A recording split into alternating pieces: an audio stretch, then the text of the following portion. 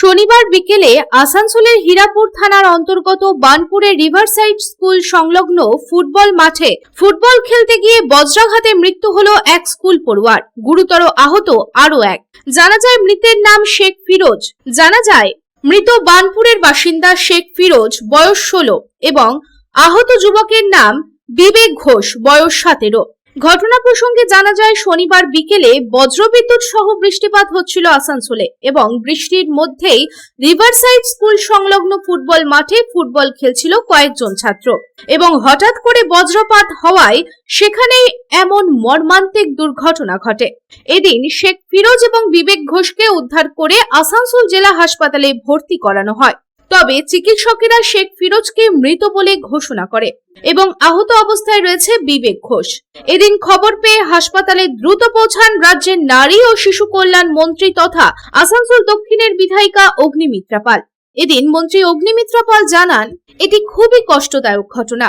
বাজ পড়ে একজনের মৃত্যু হয়েছে। বর্ষাকালে মাঠে খেলতে গিয়ে মারা গিয়েছে।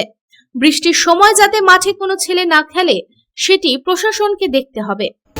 মা হিসেবে এই জন্য চোখে দেখা আমার জন্য খুব করে।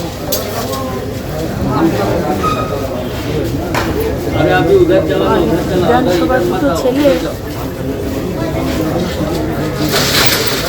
বাজ করে মারা গেল, একটা ছেলে একটা ঠিক আছে। তো দেখে এসলাম কি করার নেই, তো মানে নিয়ে আসা হয়েছে স্পটে। স্কুল ছাত্র বর্ষাকালে ছুটি পড়ে গেছে, মাঠে খেলতে গেছে। ঠিক সেই সময়তে প্রতিদিন কালবৈশাখী হচ্ছে, ঠিক সেই সময় বাজ পড়েছে, স্পট ডেড। ওর সাথে ওই ছেলেটি খেলছিল, বেঁচে গেছে। আমি তো বলবো মানে এটা জানি না এটা উচিত কিনা, কিন্তু মাঠে ঘাটে কোনো ছেলে যাতে না খেলে সেই বিষয়টা দেখে নেওয়া।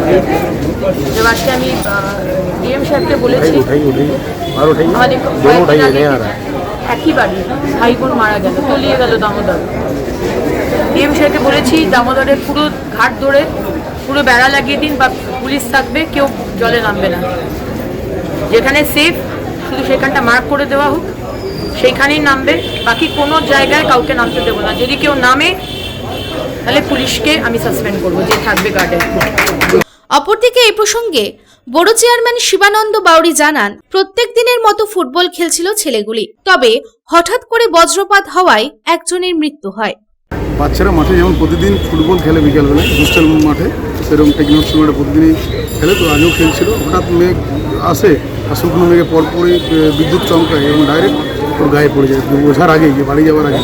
তো অনেক ছেলেরাই খেলছিল, তো সবাই একটু সেন্সলেস হয়ে গেছিল।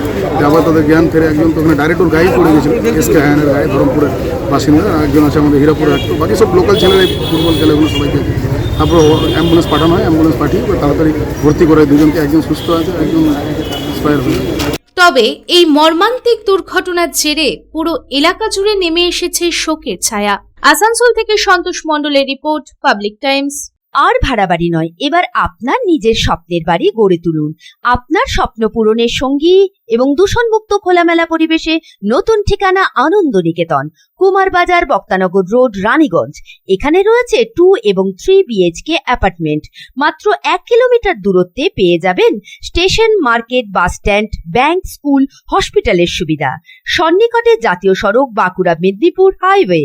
থাকছে ব্যাংকিং লোনের সুবিধা। তাই দেরি না করে আজই যোগাযোগ করুন 9933704001, 9333107047।